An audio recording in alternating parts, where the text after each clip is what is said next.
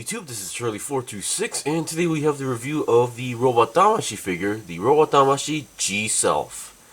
Now, as you may know, or those who have been following my channel, I have reviewed the Premium Bond exclusive HG G-Self Reflector Pack, which is right over there for comparison. And then recently, I also reviewed the HG Stealth Cane. That was basically the Bill Divers version of the series. After building and reviewing those two, I still, as much as I liked the G-Self, once again, I wasn't really 100% satisfied. So right now, after that, I decided to get the G-Self version and to find out or figure out like how different it is. And yeah, it was worth purchasing it because the way how the figure takes into the design, it's pretty different than you think compared to the HG version. Well, other than that, let's get on to the review. So, as usual, let's go with components. So, first of all, what you get, of course, is obviously the Gundam G-Self. Definitely loving the looks, and if there's one aspect I love about the G-Self is how unique and different it looks. And also, all of those good, clear parts that are used all over the body. Definitely loving that aspect. Other than that, here's what you get. So, first of all, hand-wise, we get, let's see, we get 4 sets of hands because we have 3 here, and then we have the typical fist hands that are currently on the figure. So let's see what we got. So number 1, we get fully open hands for posing for left and right. Definitely a good addition. And then number 2, we have these hands, which are multi-purpose hands, but for this figure, these hands are mostly used for holding the beam sabers. So you get 1 for each hand. And then number 3, we basically have a trigger finger for left and right. Definitely for the beam rifle. So that's pretty much it for hands. And then right over here we have the backpack. Now I believe the G-Self also has a lot of backpacks. So I believe this is like the most basic backpack there is for the G-Self. This is like the basics. I believe this is mostly for the atmospheric backpack because I know there's a different one that's meant for using in space. But yeah. So here we have the backpack. Definitely, I believe this one isn't too different compared to the HG version, but once again, I don't actually have the HG version, so sorry if I can't show any comparisons. So once again, this is the folded up mode, so this is how you connect it, and then once it's on the back, you can open it up like this and flip open the wings. One thing I should mention is that this is actually one of the downsides. Number 1 is that even though you have it on the backpack, sometimes this section right over here will sometimes tilt down a little bit like that, or something like that. So you're going to be constantly like moving this part, like depending on how you pose it. Alright, so other than that, let's see what we got over here. So these are pretty much all the equipments you get. So number 1 is a typical shield. I believe that pretty basic shield. Definitely like the colors on here. They did a pretty good job on the coloring, the yellow, the white, and the red. No smudging as far as I can tell. And then having a shield, we have a hole right over here, which is actually meant for the shield connector. So here we have the shield connector. This peg on the inside is the one where you connect it to the arm, and then depending on where you want, you can have it on the back like this, or on the side like this. So once again, I'll be demonstrating that later. And then here we have the beam rifle. Definitely, I do prefer this design for the beam rifle.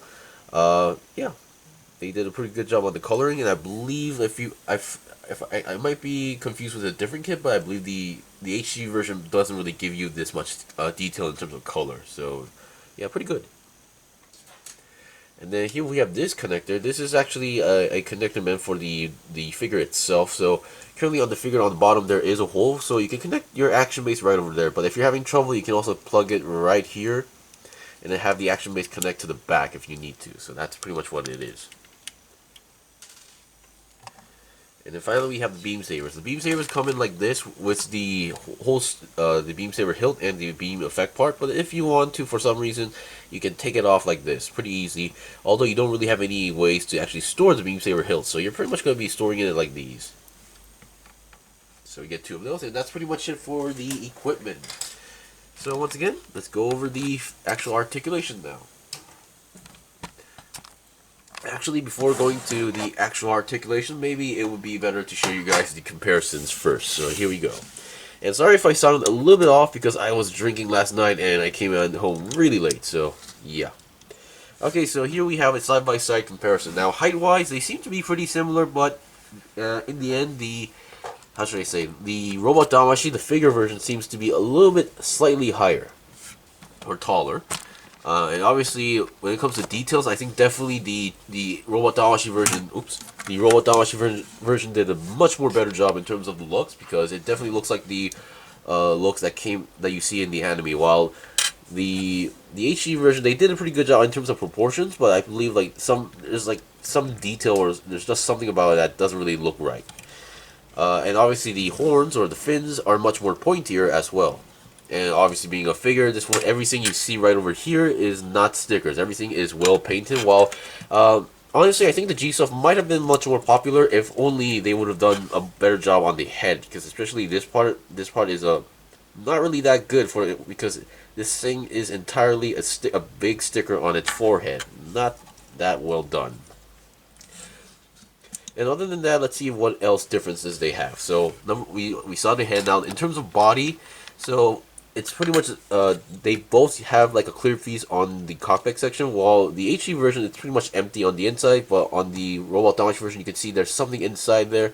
And the chest vents, while the HD version is just pure plastic, on the Robot Damashii version is that what I like about this is that there is a chest vent inside, but also on the outside they have an extra layer of a clear piece right over here, and that is looking very nice. And another extra clear piece on the bottom of that, while the HD did just a sticker on that. And then when it comes to the arms, as you can see on the joint section here, there is a clear piece.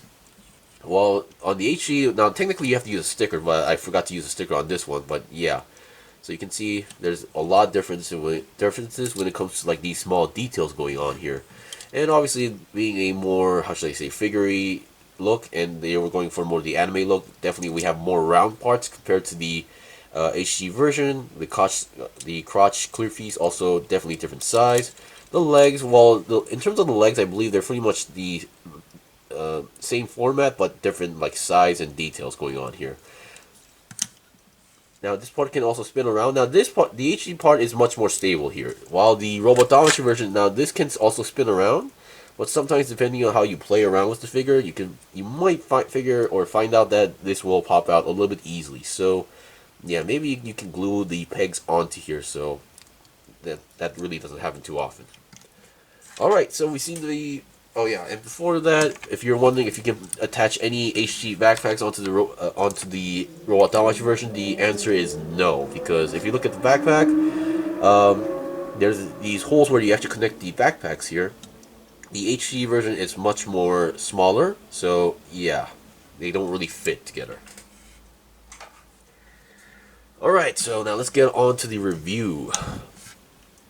So let's start with the articulation. So if there's one thing I should mention regarding the head, is that just be careful with the horns or fins, because number one, they're pretty pointy. Number two is that these are probably the parts that you might break if you're not careful. So let's see what we got. So we can go down that much, up that much, not so much when it comes to up, but 360 twist, I can't say it's possible because it's very stiff here, and I feel like I'm going to break something if I force it. So yeah, 90-degree bend to the side, and that's pretty much it. In terms of, once again, they did a pretty good job with the eyes, especially definitely with the eyes. The forehead, definitely well done, because the HD version sticker problem. The side, pretty well done on the yellow, and back head camera, very well done. Okay, now let's get the main body first. Now the body actually has some decent articulation, so it can go... We definitely have a decent ab crunch, of course, not only an ab crunch, but because of how the bottom section is connected, we have much more movement. And a 360 is not possible because, once again, parts are colliding with each other. Now let's get the shoulders. Now the shoulders, once again, we have your basic forward and backward movement for the shoulders, and the arm itself can go 360, and then the arms can go to the side about 90 degrees and has their own 360 twist. And then bending wise, we only have not exactly 90, but more than 90 degrees, but this is as far as you go. And as I mentioned, and there we go. You saw something pop off from the legs. These are the extra thrusters. And then here is the back section. This is the main hole that connects the backpack, and nothing too special regarding that. And there is no core fighter gimmick, despite I believe this is the section where the core fighter is.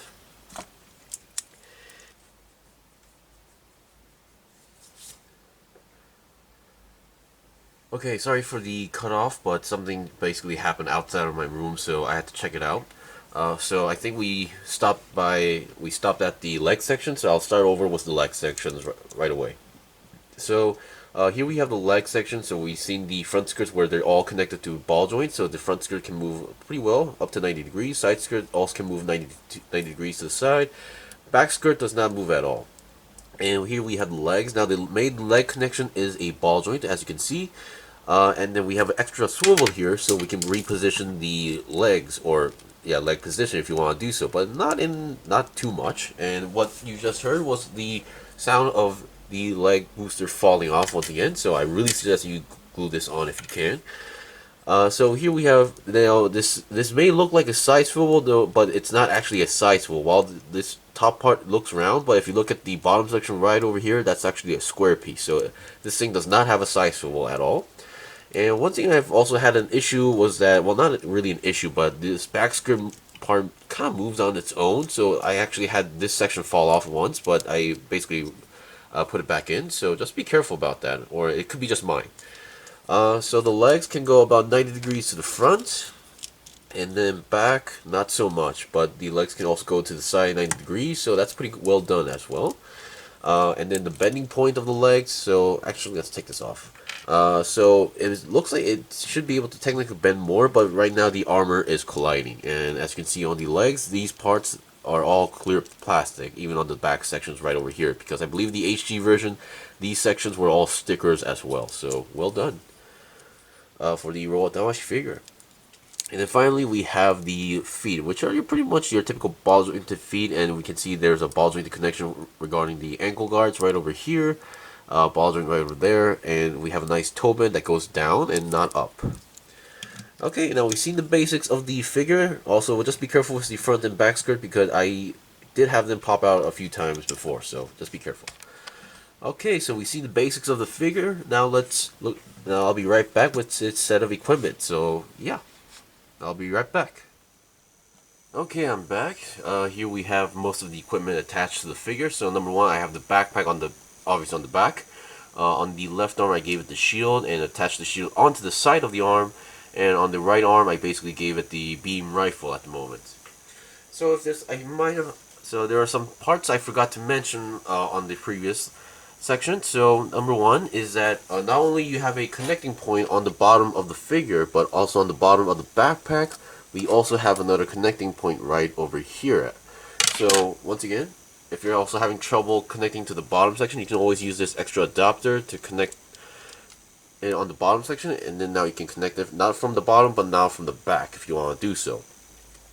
Number two is regarding the arm. The arm has this weird gimmick going on here. So I'm pretty sure there's no springs inside the arms, but and once again, this thing is still falling off. Once again, so here we have the arm. So I'm gonna move the arm to the side, and with a small touch.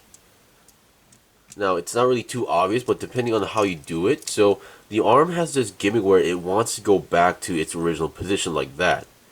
So I'm not sure what's making this happen, but on the arm, this is like one aspect that I found a little bit odd or never seen it from a different figure before. So yeah, there's this weird gimmick going on here on the arm.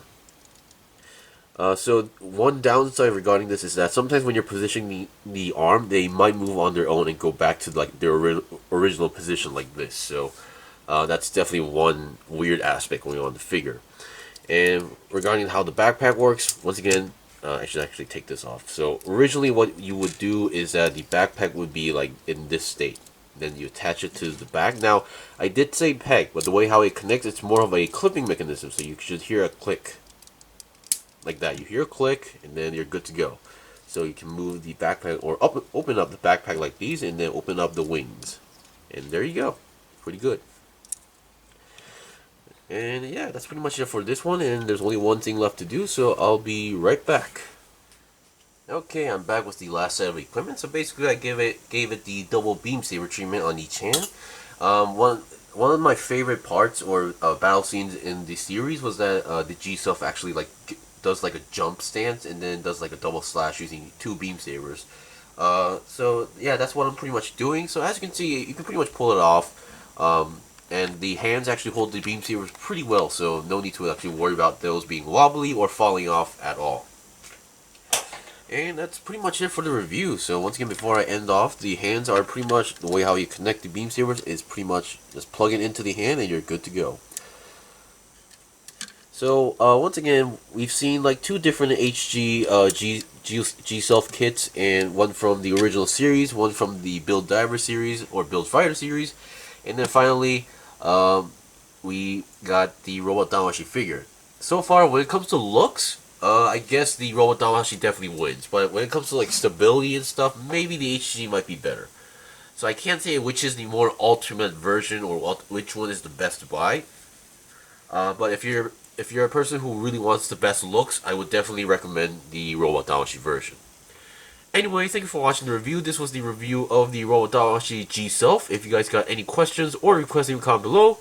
I still have more stuff to buy and build and make reviews out, so please stay tuned. Until then, see you guys next time!